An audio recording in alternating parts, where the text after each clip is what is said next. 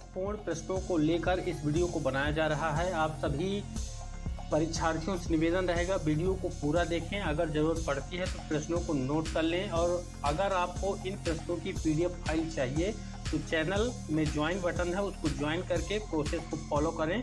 आपके व्हाट्सएप पर PDF file provide कराई जाएगी। साथ ही यहाँ पर इस तरह के प्रश्न रखे गए हैं जिस तरह के आपके एग्जाम में आने हैं, यानी एक क्वेश्चन और 4 विकल्प। अगर आप तैयारी कर रहे हैं और इन प्रश्नों में से कितने के आंसर बता पा रहे हैं, यह भी एक आपका प्रैक्टिस हो जाएगा। तो यहाँ पर ज़्यादातर क्वेश्चन पहले से आए हुए हैं और आने वाले हैं, और लगातार ये क्वेश्चन आते हैं। अब पहला क्वेश्चन आपके सामने ही है। क्वेश्चन बड़ा ही महत्वपूर्ण है। आप मध्य प्रदेश या फिर किसी अन्य स्टेट का कोई भी एग्जाम दे रहे हैं, उनके हिसाब से यह प्रश्न है। चाहे आप शिक्षक का भर्ती हो, रेलवे का एग्जाम हो, पुलिस का भर्ती हो, सभी के कंबाइनिंग हैं। पर्यावरण या फिर जीके के अंतर्गत ये क्वेश्चन आप ले सकते हैं या विज्ञान के अंतर्गत ले सकते हैं। पहला क्वेश्चन है कि संविधान सभा ने राष्ट्रीय गान को कब अपनाया है। राष्ट्रीय गान को कब अपनाया है संविधान सभा ने? 4 विकल्प हैं जिस तरह आपको एग्जाम में मिलेंगे, क्योंकि MCQ टाइप जो एग्जाम होता है, मल्टी चॉइस क्वेश्चन, उसके हिसाब से 4 विकल्प में से एक आंसर राइट होता है। तो यहाँ पर समय भी आपको दे रहे हैं कि आप इसका उत्तर मुझसे पहले बता सकें, नहीं तो मैं बताऊंगा तो उसको आप नोट कर लें। तो यहाँ पर पहला है, यहाँ पर 24 जनवरी है, तनवरी लिखा, 24 जनवरी 1950, 20 जनवरी 1950 और 31 मई 1950 और 13 नवंबर 1949। तो यहाँ पर संविधान सभा ने राष्ट्रीय गान को कब अपनाया है? तो बड़ा ही महत्वपूर्ण प्रश्न हो जाता है। इसका आंसर आपको यहाँ पर बताना है कि कब अपनाया है। तो सही उत्तर इसका हो जाएगा यहाँ पर 24 जनवरी 1950 को राष्ट्रीय गान को अपनाया गया है संविधान सभा के द्वारा। ठीक, चलिए अब दूसरा प्रश्न आपको दिखवाते हैं। दूसरा प्रश्न है जो कि बड़ा ही महत्वपूर्ण प्रश्न है। निम्नलिखित में से कौन सा जैव मंडल का अजैविकी घटक नहीं है? जैव मंडल यानी कि जिस पर जीव रहते हैं, अजैविकी घटक नहीं है, यहाँ पर पूछा जा रहा है, यानी जीवित घटक नहीं है। तो यहाँ पर 4 विकल्प हैं। पहला है प्रोटीन, दूसरा है मृदा, तीसरा है कवक और चौथा है फास्फोरस। तो यहाँ पर कौन सा अजैविकी घटक है, यानी जीवित घटक नहीं है, तो आपको बताना है। तो इसका सही उत्तर यहाँ पर हो जाएगा कवक। 3 नंबर वाला सही है, नोट कर लें। चलिए अगला प्रश्न आपको दिखवाते हैं। प्रश्न है, गिर शेर परियोजना अव्यवस्थित है। गिर शेर परियोजना, यह परियोजना है शेरों को संरक्षित करने के लिए, बचाने के उद्देश्य से ऐसी परियोजनाएं बनाई जाती हैं सरकारों के द्वारा। तो गिर शेर परियोजना अव्यवस्थित है, यानी किस राज्य में स्थित है? तो यहाँ पर महाराष्ट्र में, गुजरात में, उत्तर प्रदेश में और मध्य प्रदेश में। तो गिर परियोजना के बारे में आपने पढ़ा होगा, जाना होगा, और इसका आंसर भी आपसे बन गया होगा। चलिए मैं बता देता हूँ। तो गिर शेर परियोजना जो है वह गुजरात राज्य में स्थित है। ठीक, अगला क्वेश्चन आपके सामने है। गंगा नदी निकलती है। गंगा नदी से संबंधित हर परीक्षाओं में प्रश्न पूछे जाते हैं। कभी इसकी लंबाई, चौड़ाई या कहाँ से निकलती है, कहाँ पर जाती है। तो यहाँ पर गंगा नदी निकलती है कहाँ से? आरावली श्रेणी से, हिमालय से, गंगोत्री ग्लेशियर से और मिला ग्लेशियर से। तो चारों विकल्प यहाँ पर बहुत बारीक अंतर के साथ रहते हैं, ताकि आप पढ़े हुए जो परीक्षार्थी हैं वो उत्तर न दे पाएँ। तो इसका राइट आंसर क्या हो सकता है, यह आपको बताना। चलिए यहाँ पर सही उत्तर आपको बता देते हैं। तो सही उत्तर है यहाँ पर गंगोत्री ग्लेशियर से निकलती है गंगा नदी, गंगोत्री ग्लेशियर से। ठीक, अगला क्वेश्चन यहाँ पर आपको बता देते हैं। भारत में निम्न में से कौन सी एजेंसी मुख्य रूप से प्रदूषण के मापन से संबंधित है? तो यहाँ पर प्रदूषण यानी किसी भी तरह का प्रदूषण हो, उसको एजेंसियों के माध्यम से काम किया जाता है, जो देखभाल है उसको किया जाता है। तो मुख्य रूप से कौन सी एजेंसी प्रदूषण मापन से संबंधित है?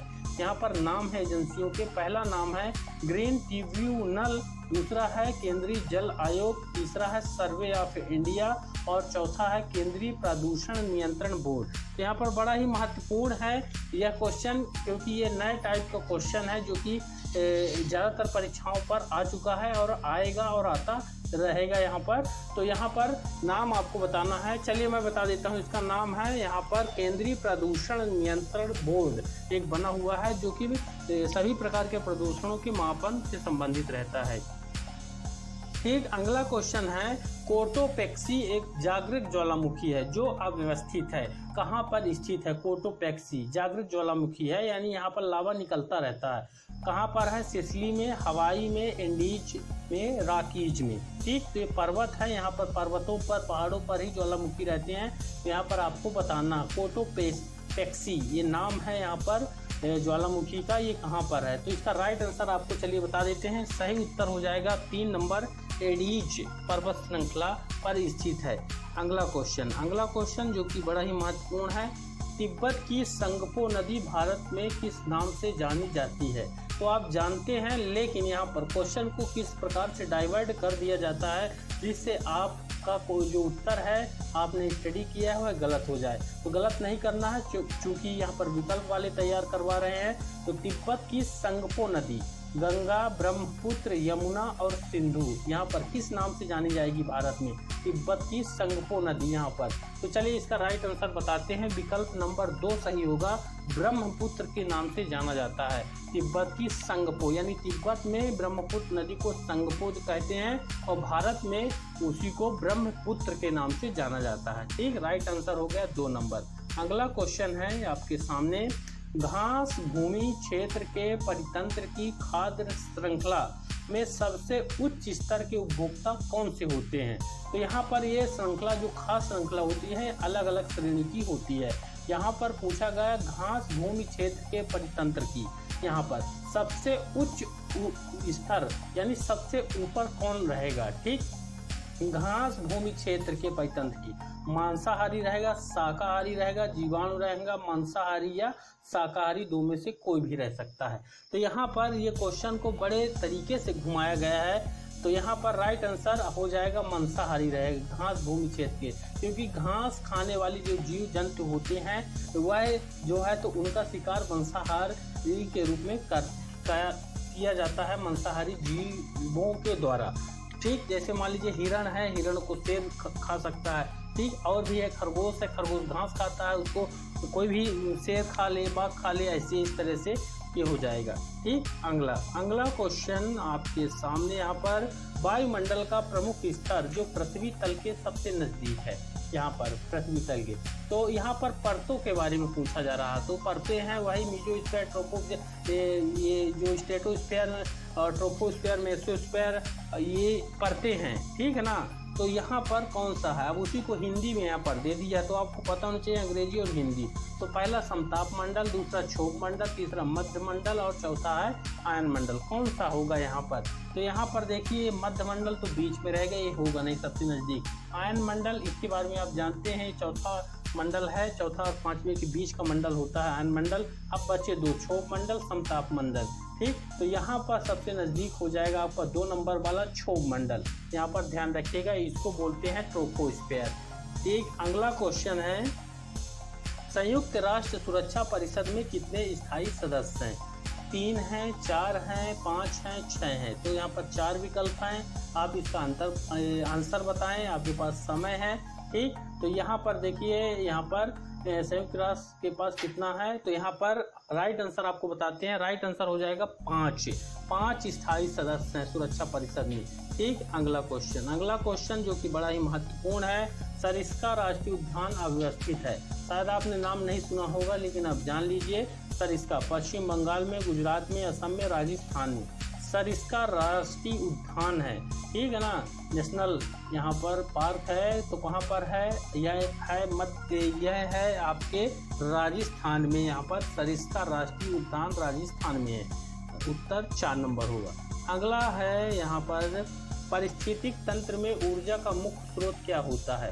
पारिस्थितिक तंत्र बोलेंगे पर्यावरण के अंतर जो परिस्थितियाँ हैं उससे कनेक्टेड, वह पारिस्थितिक तंत्र है। तो ऊर्जा कहाँ से मिलती है? सूर्य के प्रकाश से, एटीपी से, डीएनए से, आरएनए से। कितने बारीक अंतर के साथ क्वेश्चन को यहाँ पर रखा गया है। तो यहाँ पर आपको बताना है, राइट आंसर हो जाएगा सूर्य के प्रकाश को पारिस्थितिक तंत्र, यानी हम पर्यावरण को कहाँ से मिलता है ऊर्जा? तो सूर्य के प्रकाश से पेड़ पौधे बनाते हैं, फिर उससे जो है तो अन्य जीव जंतु पेड़ पौधों से लेते हैं। ठीक, तो राइट आंसर पहला वाला हो जाएगा। अगला क्वेश्चन है आपके सामने, एग मार्क का संबंध है क्या, किससे है। तो एक मार्क के बारे में आपको बता देंगे। आप कोई भी बाजार से सामान लेंगे, चाहे पैकेट का हो या किसी भी तरह का, उसमें एक नंबर छपा होता है, उसमें चित्र बना होता है, वो एक मार्क है यहाँ पर। तो यहाँ पर संसाधन से, गुणवत्ता से, उत्पादन से, पैकेजिंग से, तो उसका एक मार्क का संबंध किस प्रकार से होता है, क्यों उस पर छपा रहता है, यह पूछा जा रहा है। तो यहाँ पर यह हो जाएगा उसकी गुणवत्ता से, यानी ISO आपने सुना होगा, ठीक है ना, सर्टिफाइड एक मार्क होता है, तो उसकी गुणवत्ता कितने लेवल की है उस पर प्रिंट होता है। अगला प्रश्न है, आर्सेनिक द्वारा सर्वाधिक जल प्रदूषण किस राज्य में होता है। बड़ा ही महत्वपूर्ण प्रश्न है। आर्सेनिक द्वारा जल प्रदूषण किस राज्य में होता है। उत्तर प्रदेश में, बिहार में, मिजोरम में और मध्य प्रदेश में। तो यहाँ पर आर्सेनिक जो कि बहुत ही ज़्यादा खतरनाक केमिकल है, इससे जो है किस राज्य को ज़्यादा खतरा होता है। तो यहाँ पर राइट आंसर हो जाएगा विकल्प नंबर 4, मध्य प्रदेश राज्य में आर्सेनिक के द्वारा सर्वाधिक जल प्रदूषण होता है। ठीक। अगला है, वन्य जीव सुरक्षा अधिनियम किस वर्ष पारित किया गया। वन्य जीव सुरक्षा अधिनियम एक बनाया गया है जो कि वन्य जीवों, वन में रहने वाले जीव जंतुओं की सुरक्षा करता है। तो अधिनियम बनाया गया है किस सन में, 1972 में, 1960 में, 1965 में और 1975 में। तो राइट आंसर आपको बता देते हैं, यहाँ पर सही उत्तर हो जाएगा 1972 में बनाया गया है। ध्यान रखिएगा, वन्य जीव अधिनियम, सुरक्षा अधिनियम। अगला है, दूध से दही बनने की क्रिया को क्या कहते हैं। तो दूध से दही तो लगभग सभी लोग दही का इस्तेमाल करते हैं, इसको खाए भी होंगे और दूध से दही बनाए भी होंगे, लेकिन उस क्रिया को क्या कहते हैं। प्रकाश संश्लेषण, आसवन, किण्वन और स्टेरिलाइजेशन। अब यहाँ पर आपको दिक्कत हो गई क्योंकि प्रकाश संश्लेषण तो होगा नहीं। ठीक, यहाँ पर क्या हो सकता है, दूध से दही बनने की क्रिया। तो राइट आंसर यहाँ पर 3 नंबर हो जाएगा, किण्वन बोलते हैं। दूध है, उसको 1 या 2 दिन के लिए रख देंगे, जम जाएगा, दही बन जाएगा, तो उस क्रिया को हम किण्वन कहते हैं। ठीक। अगला क्वेश्चन है, भारत में प्रोजेक्ट टाइगर प्रारंभ किया गया था, कब से प्रारंभ किया गया है। बड़ा ही महत्वपूर्ण क्वेश्चन है, प्रोजेक्ट टाइगर संबंधित प्रश्न आते ही रहते हैं। तो 1964 में, 1982 में, 1981 में, 1973 में कब शुरू किया गया है प्रोजेक्ट टाइगर भारत में। तो राइट आंसर हो जाएगा 4 नंबर का, 1973 में। ध्यान रखिएगा, प्रोजेक्ट टाइगर प्रारंभ किया गया है। अगला क्वेश्चन, फूलों की घाटी कहाँ पर स्थित है। तो 4 विकल्प हैं, जम्मू कश्मीर, उत्तराखंड, हिमाचल प्रदेश, सिक्किम। तो फूलों की घाटी कहाँ पर स्थित है, आप जान गए होंगे इसका राइट आंसर क्या हो सकता है यहाँ पर। तो सही उत्तर यहाँ पर है फूलों की घाटी, उत्तराखंड में है। और यहाँ पर जम्मू कश्मीर आप जानते हैं झीलों का शहर इसको बोलते हैं, लेकिन फूलों की घाटी उत्तराखंड में है। ठीक। अगला क्वेश्चन, एक वयस्क मानव में कुल अस्थियों की संख्या कितनी होती है। वयस्क की यहाँ पर बात हो रही है। अगर आपने इसके बारे में पढ़ाई किया तो जो नवजात शिशु उसमें ज़्यादा रहेंगी, जब वयस्क बनेगा तब उसमें ज़्यादा रहेंगी। 300, 175, 206, 256। सरल क्वेश्चन है, लेकिन आपको इसलिए दिया जाता है आपके पेपर पर कि आप क्वेश्चन को पढ़ के समझ के उत्तर दें। तो यहाँ पर राइट आंसर यहाँ पर हो जाएगा 206 अस्थियाँ यानी हड्डियाँ होती हैं वयस्क मानव में। ठीक, 206 3 नंबर सही है। अगला क्वेश्चन है, ग्रीन पीस इंटरनेशनल का मुख्यालय कहाँ पर स्थित है। तो न्यूयॉर्क में, एम्स्टर्डम नीदरलैंड में, सिडनी में, नागासाकी में। तो यहाँ पर आपको सही उत्तर बताना है, ग्रीन पीस इंटरनेशनल का मुख्यालय स्थित है एम्स्टर्डम, जो कि नीदरलैंड में है। ध्यान रखिएगा। ठीक। अगला महत्वपूर्ण क्वेश्चन है, शिक्षक की सबसे बहुमूल्य निधि क्या है। बहुमूल्य निधि, छात्रों का विश्वास, गर्व, वेतन और सेवा करना। यहाँ पर सभी अपने आप में विशेष हैं जो विकल्प हैं। यहाँ पर बहुमूल्य निधि से तात्पर्य यानी बहुमूल्य चीज क्या है, वस्तु क्या शिक्षक के पास। तो यहाँ पर छात्रों का विश्वास, ये सही उत्तर है 1 नंबर वाला, क्योंकि जब सभी छात्र शिक्षक के ऊपर विश्वास करेंगे तभी यहाँ पर दोनों में जो है अच्छे से हो पाएगा संबंध, यानी पढ़ाई अच्छे से हो पाएगी और समझ पाएंगे। फिर अगला है यहाँ पर, परिकल्पना को बार बार परीक्षण करने से गलत नहीं पाया जाता। तो वह है एक क्या है, खोज, कानून, सिद्धांत, मूल संकल्पना। परिकल्पना के बारे में यहाँ पर पूछा गया है, तो इसका राइट आंसर आपको बताना है। चलिए इसका राइट आंसर बता देते हैं, सही उत्तर होगा सिद्धांत। यह गलत नहीं पाया जाता है, ठीक, चाहे कितनी भी बार आप परीक्षण कर लें, लेकिन जो उसका सिद्धांत रहेगा वह एकदम एक्यूरेट रहेगा। अगला क्वेश्चन, प्रश्न है कि निम्न में से कौन सी ग्रीन हाउस गैस नहीं है। यह क्वेश्चन तो हर एग्जाम में आता है, चाहे पुलिस हो, शिक्षक का भर्ती, कोई भी एग्जाम हो। तो यहाँ पर कौन सा नहीं है, मीथेन, हीलियम, नाइट्रस ऑक्साइड और कार्बन डाइऑक्साइड, कौन सा नहीं है। यहाँ पर कभी कभी पूछ लेता है कौन सा है, यहाँ पर पूछा गया नहीं है green house gas, methane, helium, nitrous oxide और कार्बन डाइऑक्साइड। तो यहाँ पर आपको सही उत्तर बताना है, यहाँ पर कौन सा नहीं है। तो इसका राइट आंसर हो जाएगा हीलियम। हीलियम नहीं है, बाकी ग्रीन हाउस गैसें यहाँ पर नहीं है, हीलियम बाकी हैं। मीथेन है, नाइट्रस ऑक्साइड है, कार्बन डाइऑक्साइड है। यानी गर्म गैसें जो होती हैं वो ग्रीन गैसें होती हैं, और जो गर्म नहीं होती हैं, प्रदूषित नहीं होती हैं, वह यहाँ पर हीलियम है, जो कि नहीं है। ठीक, अगला क्वेश्चन है, ध्वनि प्रदूषण का मापन किस इकाई द्वारा किया जाता है। जूल द्वारा, न्यूटन द्वारा, डेसिबल द्वारा, नैनो इकाई द्वारा। किसका मापन है, ध्वनि प्रदूषण का मापन यहाँ पर करना है। तो ध्वनि किससे नापते हैं, ध्वनि के लिए यहाँ पर 3 नंबर सही होगा, डेसिबल के द्वारा। ठीक, ध्यान रखिएगा। अगला महत्वपूर्ण क्वेश्चन है, निम्न में से किस स्थलाकृति का निर्माण हिमानी द्वारा होता है। ठीक, बर्फ का जो ढेर है उसको हिमानी बोलेंगे। तो यहाँ पर लैपीज का, जलप्रपात का, वी आकार की घाटी का, यू आकार की घाटी का। तो राइट आंसर यहाँ पर हो जाएगा यू आकार की घाटी का। मुझे उम्मीद है कि आप जो है इस वीडियो को देखकर आप में मनोबल बढ़ा होगा, वीडियो पसंद आया होगा। चैनल को सब्सक्राइब करिए और वीडियो को लाइक करके ज़्यादा से ज़्यादा शेयर करिए, सभी भाई बहनों की मदद हो। और साथ ही अगर इसी तरह के और भी आपको क्वेश्चन का वीडियो चाहिए तो सब्सक्राइब करने के बाद घंटी जरूर दबाइए, ये फ्री रहता है और इससे आपको वीडियो की जानकारी मिल जाती है। चलिए मिलते हैं अगले वीडियो पर, धन्यवाद।